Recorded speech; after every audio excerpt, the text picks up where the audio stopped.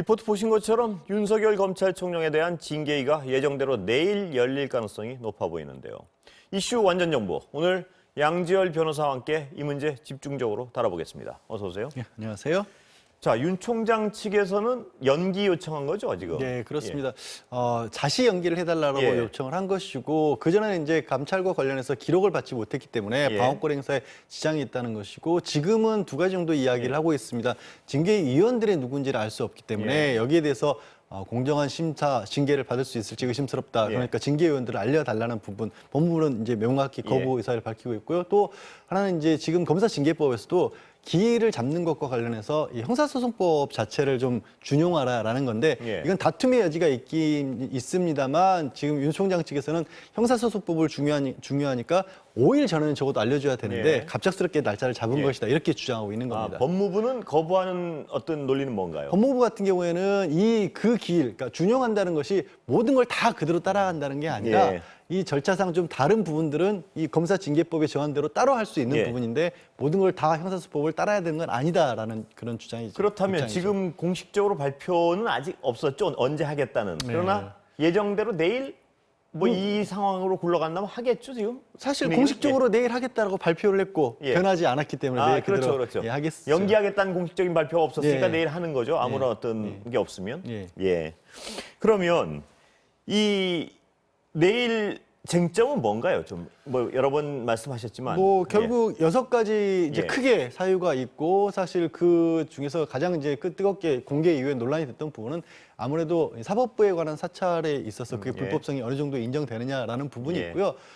저는 두 번째로는 이제 윤 총장이 계속해서 보이고 있는 어떻게 보면 태도라고 해야 될까요? 그 감찰이라든가 징계에 있어서 임하는 모습 같은 것들이 법무부 감찰을 이제 거부하는 것처럼 윤 총장 측에서는 거부가 아니라 서면 조사라든가 다른 방법을 더 제안을 했다라고 했지만 그런 부분도 생각보다는 크게 좀 반영이 되지 않을까 하는 생각이 듭니다. 근데 징계위원회는 검사가 들어가야 되잖아요. 근데 검찰 전체가 약간 반발하고 있는 모양새라서 징계위원회 참여할 검사 찾기도 쉽지 않다. 이런 얘기도 나오는데 어떻게 보세요? 그러니까 지금 법무부에서 징계위원들의 명단을 알려주지 않는 이유가 다른 것보다도 좀 이제 검찰 지금 법무부 장관하고 차관 단연적으로 들어가고요. 그다음에 장관이 임명한 3명 정도가 들어갑니다. 거기에 또 장관이 임명한 2명의 검사가 필요한데 이 검사를 누가 임명을 하느냐에 따라서 임명하느냐에 따라서 짐작을 하시겠지만 지금 검찰이 상당 부분 거의 총력을 다해서 징계위원회 자체를 막으려 하고 있잖아요. 그럼 명단이 만약에 검사 2명이 공개가 되면 그 부담을 인적 관계를 통한 직간접적 압박이 있을 걸 충분히 우려할 수밖에 없다. 짐작할 수밖에 없는 상황이지 않습니까? 그걸 아마 우려해서 이 부분을 공개를 안 하고 있는 게 아닌가. 근데 그래서 최악의 경우에는 사실 이제 징계위원회가 7명 중에 과반수 이상, 제적 과반수 이상 출석이면 또 의결이 가능하기 때문에 5명도 법적으로 문제가 되는 건 그 검사 둘을 만약에 지명을 못 하더라도 가능은 한 거군요. 그렇습니다. 하지만 이제 그랬을 경우에 역시 이제 명분이 좀 부족하다 이런 얘기가 나오겠죠. 청와대가 그런 의미에서 절차와 어떤 공정성을 강조한 것 같은데요. 어떻게 보세요, 그 부분은? 저는 청와대 입장 그렇게 해석을 하기에 따라서는 나중에 어떤 문제의 소지를 다 없앤다는 부분도 있지만 사실 이 검찰에 있어서 저는 이 일부에서 단정적으로 윤석열 총장이 물러나야 된다라는 식의 어떤 걸 가정한 상태에서 논의가 좀 전개되는 경향이 있는데 그 전에 징계를 받을 사안이 여러 가지 수위가 있지 않습니까? 글자가 저렇게 견책부터 퇴임까지 있기 때문에 징계에 사유가 있다라면 검찰총장이라도 하더라도 외부적인 통제로서의 징계를 받을 수 있다라는 거 그 자체가 가장 큰 의미가 아닌가 싶습니다. 그리고 그 행위에 대한 어떤 객관적인 평가를 한번 받아보는 것도 중요한 것 같고요. 그러니까요. 그래서 거기서 정말 견책이라든가 아니면 징계 사유가 아니다라고 판단을 받을 수도 있는 거 아니겠습니까? 면책이 될 수도 있고요. 왜 이거를 아예 징계위원회에 들어가는 것 자체를 막으려고 하는지는 조금 부적절해 보입니다. 아까 판사 사찰 문제가 그중에 가장 또 중요한 문제 중에 하나라 그러셨는데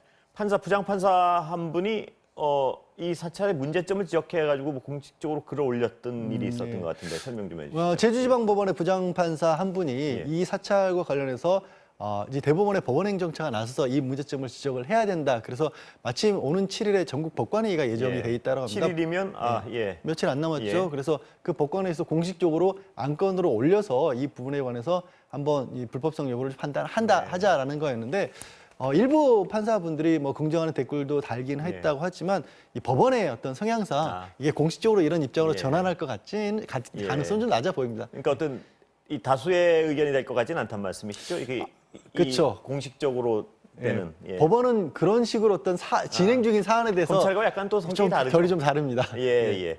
그렇다면 그 몇 번 짚어봤지만 만약에요, 이 가정을 전제로 해서 앞으로 절차를 좀 짚어볼 수밖에 없는데요. 내일 해임 결정이 나오고 대통령이 재가를 한 다음에 집행을 한 다음에요. 윤 총장은 지금 추세로 보면 만약에 해임 결정이 나오면 소송을 할 건 뭐 100% 확실한 것 같은데요. 어떻게 됩니까, 절차?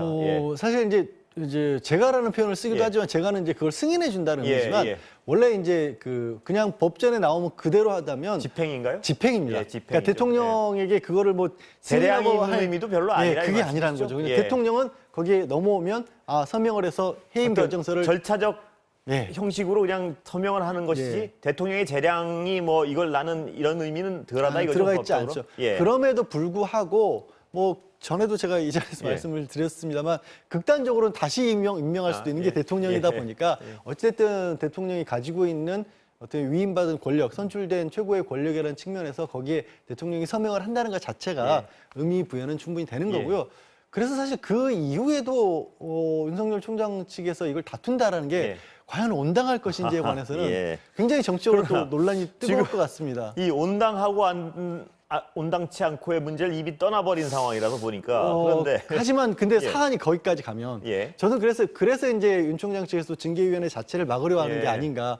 적어도 그러니까 임면은 아니고 임명할 수 있는 권한을 가진 대통령이고 국민의 어떻게 보면 선출해서 최고의 통수권을 가진 대통령이 여기에 서명을 한다는 것은 이미 대통령의 신임이 떠났다라는 의미가 될 수 있거든요. 그건 물론이죠. 예. 그럼에도 불구하고 그 자리에 앉겠다, 다시 유지하겠다라고 소송을 한다는 것 자체가 예. 굉장히 어찌 보면 부담스러운 일일 수 있기 때문에 그래서 징계위원회 자체를 막으려 하는 게 아닌가 싶습니다. 근데 여러 가지 사안으로 봤을 때 이거는 지금 어떤 인물의 캐릭터로 볼 수밖에 없는데요. 지금 소송을 할 것 같단 말입니다. 네. 어떤 결과가 나와도 네. 아니 뭐 특히 자신의 의사에 반하는 결과가 나오면 그러면 소송이 집행정지도 소송도 가능한 거죠 또. 예. 이게 지금 직무정지 명령이 얼마 전에 가처분에 의해서 예. 풀린 거는 그 직무정지 명령에 대한 거고요. 그렇죠. 이번에는 본안 소송 자체가 아예 뭐 결정에 의해서 예. 그러니까 징계위원회 결정에 대해서 본 결정이 나온 거에서 해임이나 면직 같은 걸 예. 받았을 경우 거기에 따른 어떻게 보면 직무 정지가 돼버리는 거죠. 예. 사실은 직무정지 명령을 별로 할 필요도 없는 거죠. 예. 해임이 됐으니까. 예. 그 해임의 효력을 다투는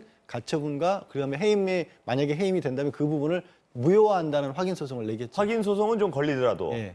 가처분 소송은 또 금방 판단이 나올 수 있는 거죠. 그게. 그렇지만 단순한 문제는 아닐 겁니다. 아, 왜냐하면 이번에 이제 직무정지 명령을 정지시키라는 행정법원의 결정에 보더라도 예. 징계위원회를 거쳤다라고 하는 부분들이 있다라면 사안이 달라질 수 있다는 걸 그 결정문에도 나오거든요. 예. 지금은 공식적인 절차를 밟은 상황이 아니라서 징계 사유가 어느 정도 인정받을지를 아예 판단 대상을 안 예. 삼았는데 이 징계위원회 공식 결정이 있고 난 뒤로는 법원에서도 그 공식 결정을 쉽게 그냥 이렇게 배제한 채 결정을 하기 어려워지는 거죠. 요 며칠 전에 그 가처분과는 좀 결이 양상이 완전히 좀 많이 달라질 달라질 말씀이시죠. 겁니다. 예. 쉽지도 않을 것이고 판단이 시간도 걸립니까 주로?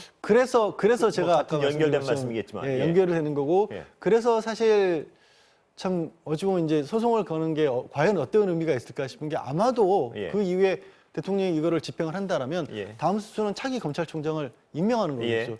그러면 해임하기를 했다가 만약에 초송을 해서 무효 확인이 나오면 예. 검찰총장이 둘이 되는 두산해야 되는 초유의 사태가 되는 거죠. 그렇기 때문에 예. 그런 의미에서 여러모로 소송까지 하는 게 과연 적절할까 하는 개인적인 생각을 예. 해봅니다. 근데 아까도 말씀드렸지만 지금의 어떤 적절하냐 정당하냐의 문제를 떠나서 이 뭐 다른 국면으로 막 접어든 것 같아요. 제가 봤을 때도 사실 소송 준비를 하는 것처럼 비치는 예. 게 아까 잠깐 말씀드린 지금 상황에 대해서 이의 제기를 한다거나 예. 아니면 징계 절차가 형사소송법상 맞지 않다는 부분들을 계속해서 얘기하고 있는 게 예. 두 가지가 다 충족이 된다. 이거 자체를 막을 수도 있지만 나중에 혹시라도 좋지 않은 결과가 나왔을 때 행정소송에서 절차상 문제가 있다는 부분을 지적을 하기 위한 예. 그런 어떻게 보면 움직임도 될 수 있다는 거죠. 법률 전문가가 보기엔 약간 포석이 가능하다는 부분이 거죠. 있다는 예. 말씀이시죠. 예. 자, 다른 얘기 좀. 그 윤석열 총장 가족 수사하던 차장검사가 사표를 냈습니다. 예. 이거 어떤 상황인가요? 이건? 뭐 1차장 검사가 사표를 냈고 1차장 내에 지금 뭐 장모라든가 예. 부인과 관련된 수사권 수사가 각각의 형사부에서 진행 중이었기 때문에 이게 혹시 김옥준 지금 차장 검사가 사표를 낸 게 다른 것보다도 혹시 이제 아까 얘기 나눴던 검사, 징계위원. 징계위원으로 그 제안이 들어와서 임명을 하려고 하니까 예. 그 부분 때문에 사의를 표명한 게 아니냐라는 그런 추측들이 있었지만 그렇진 않았다. 그렇진 않다는 게 대검 대검 발표 예, 대검. 중앙지검 쪽에서 중앙지검 측에서 예. 그리고 본인의 어떻게 보면 그만두는 사유는 지금 현재 상황, 그러니까 예. 검찰총장이 징계를 받는 것에 대해서 검찰은 전반적으로 이게 검찰의 중립성을 훼손하는 것이다라고 지금 반발하고 있지 않습니까? 예. 그 연장선상으로 보입니다. 예. 자, 그런데 흥미를 또 끄는 부분 중에 하나가 윤 총장이 업무에 복귀한 다음에 가장 눈에 띄는 게 월성원전 그 영장을 승인한 거란 네. 말입니다. 이 월성원전이 왜 눈길을 끄냐면 이 여권, 정부 여권과 검찰 개혁을 주장하는 사람들이 이 월성원전 사건이야말로 정치적 수사다. 이거는 이렇게 주장하는 부분인데 아주 보란 듯이 여기에 대한 영장을 승인했습니다. 어떻습니까? 그러니까 그런 부분들이 진위를 알 수 없습니다만 자꾸 그런 정치적 해석을 나올 수밖에 없게 예. 만들 거거든요. 이 월성원전에 대해서도 갑작스럽게 수사가 들은 것은 지난번 국정감사에서 감사원에서의 문제가 제기가 된 이후에 예. 야권의 고발이 있고 바로 2주 만에 전격적으로 이 수사에 들어갔고 예. 사실 이제 여권에서의 주장은 다른 게 아니라 정부의 정책적인 거지 않습니까? 무슨 부정부패나 비리가 개입된 게 아니라 정부의 정책과 관련한 부분에 대해서 수사를 하게 되면 이게 앞으로 정부가 어떤 식으로 일을 추진할 수가 있겠느냐는 거고 수사 속도도 굉장히 이례적이기도 하고요.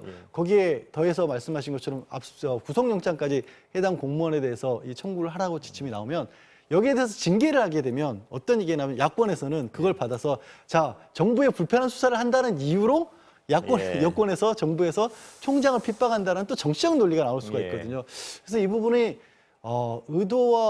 정말 의도가 그렇지 않다고 할지라도 이건 정치적으로 비칠 수밖에 없는 그런 행위가 되는 거죠. 의도야 사람 마음을 어떻게 들어가서 보겠습니까마는 외부에서 보기에는 그 의도를 해석 안 할 수가 없는 상황은 맞는 것 같습니다. 예. 본인들이 아무리 어떤 다른 진실한 마음을 가지고 해도 이 현재 상황이 그런 해석을 낳지 않을 수 없는 상황인 것 같습니다. 예. 마지막 질문 하나. 그 추미애 장관이 페이스북에다가 장문의 글을 남긴 것 같은데, 네. 뭐 어떤 내용이었는지 보긴 지금 했지만, 뭐 추 장관과 관련해서 추 장관의 현재의 지금 징계 절차라든가 이런 부분에서 검찰에서 굉장히 강력하게 반발을 하고 있지 않습니까? 그래서 그 부분들이 본인도 정말 두려울 정도다라는 소회를 하면서 징계 절차를 발표하기 전에 강원도에 있는 사찰에 노무현 전 대통령 영정을 아마 방문을 했던 겁니다. 그렇습니다. 그때 찍었던 사진을 같이 올리면서 예. 이제 검찰 개혁을 끝까지 완수하겠다라는 입장을 밝혔습니다. 이 어떤 검찰의 지금 반발에 대한 어떤 규정도 한 것이죠. 네. 뭐 검찰 개혁에 대한 저항이다 이런 저항으로 규정을 하면서. 규제를 한 것이라고 봐야겠죠. 예, 오늘 말씀 감사합니다. 네, 고맙습니다.